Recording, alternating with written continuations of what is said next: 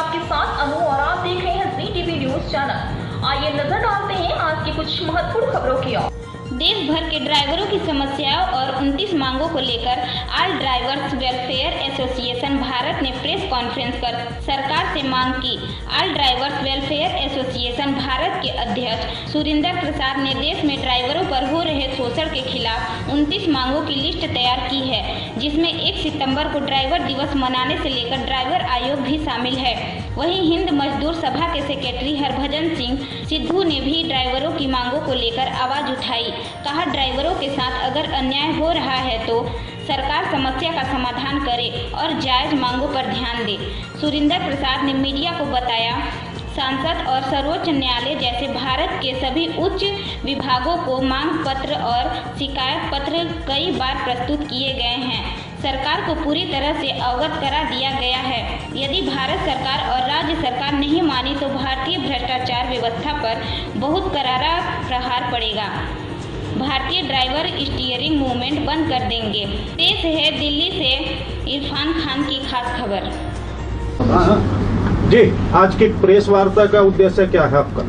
आज का प्रेस वार्ता का उद्देश्य है कि भारत सरकार को और श्रीमान प्रधानमंत्री जी को चेतावनी या याद करवाना, उनको रिमाइंडर करवाना, क्योंकि 3 बार हम मांग पत्र को, जो भारतीय 22 करोड़ चालकों का जो डिमांड लेटर है, हम 3 बार भारत सरकार एवं राज्य सरकार को सौंप चुके हैं। अभी हमने पूरे भारत के जितने भी स्टेट का सीएम है उनको भी दिया है, और जितने भी चंडीगढ़ जैसे है ना, वो अलग केंद्र शासित राज्य, उनको भी भेजा है। तो मेरी निवेदन है भारत सरकार से और राज्य सरकार से, भारतीय ड्राइवर के लिए जरूर से जरूर कोई कानून और ड्राइवर आयोग की स्थापना की जाए और जल्द से जल्द भारत में कानून व्यवस्था सुनिश्चित करी जाए। क्या मांगे हैं आपकी? किस लिए ड्राइवर आयोग की बात कर रहे हैं? देखिए, आज सबसे ज्यादा पिछड़ा हुआ वर्ग अगर कहें तो भारतीय ड्राइवर है। चाहे वो टैक्सी का हो, चाहे वो बस का हो, चाहे वो ट्रक का हो, सबसे ज्यादा पिछड़ा हुआ अगर डिपार्टमेंट है, अगर वर्ग है, तो वो है ड्राइवर।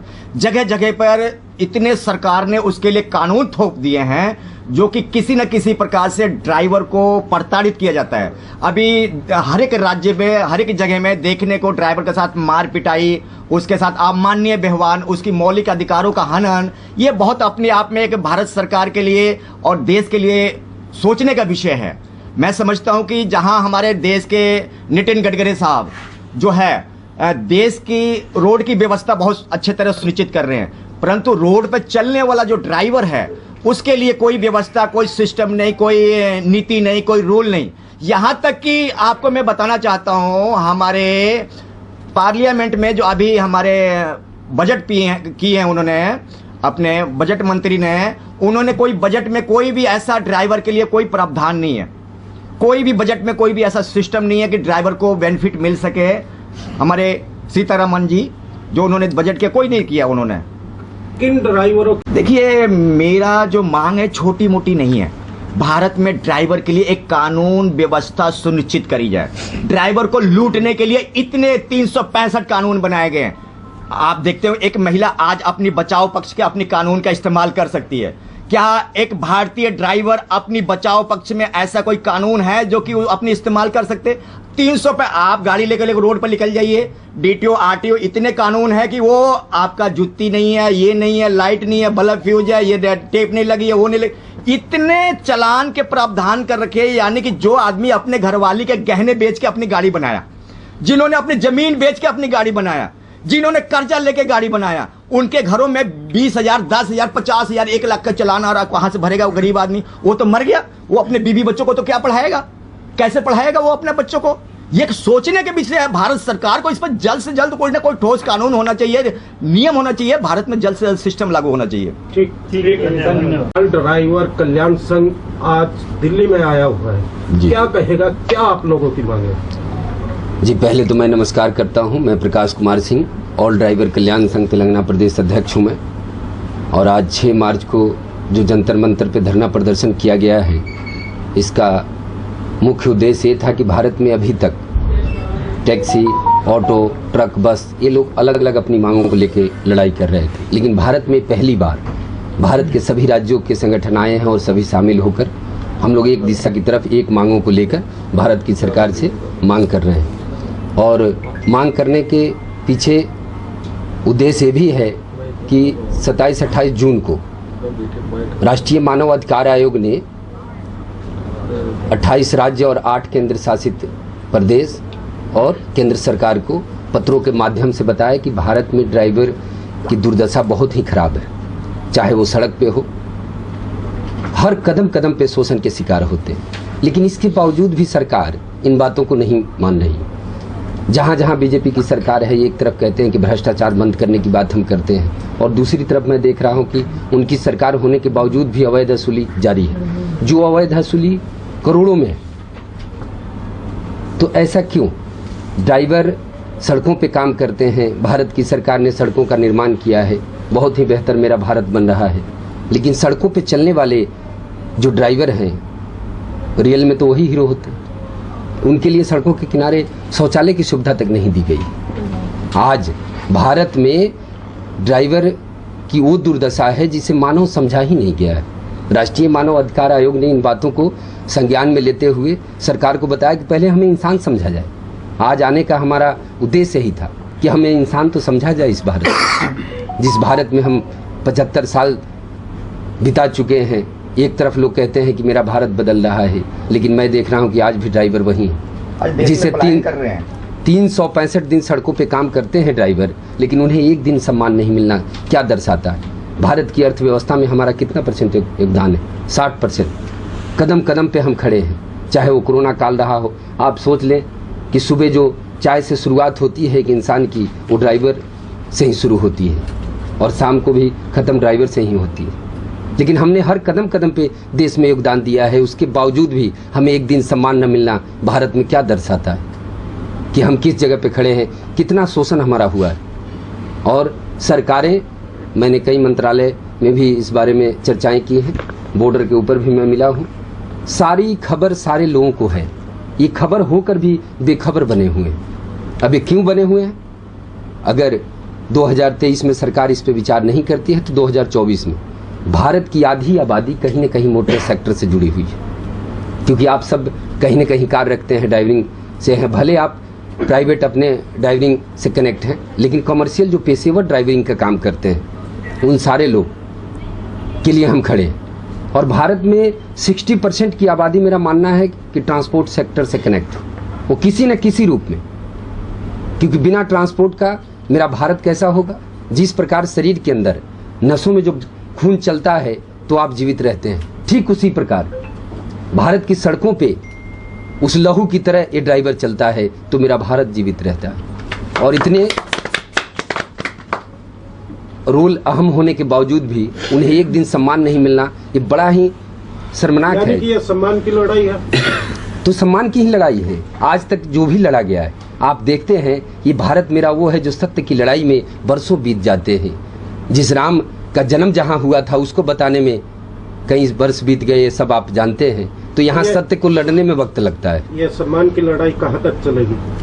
ये जब तक सम्मान नहीं मिलेगा तब तक चलेगी। देखिए, आज एक मैं छोटा सा मैं विचार दूंगा।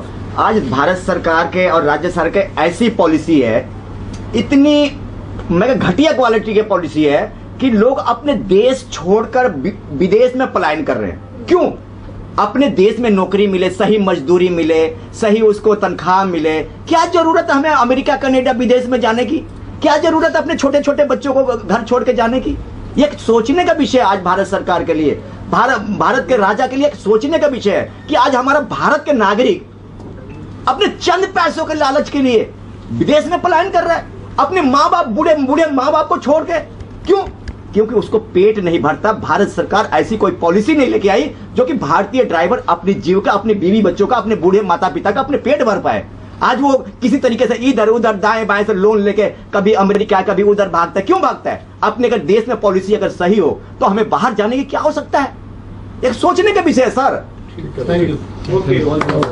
धन्यवाद आप सभी। ठीक है, क्या हुआ?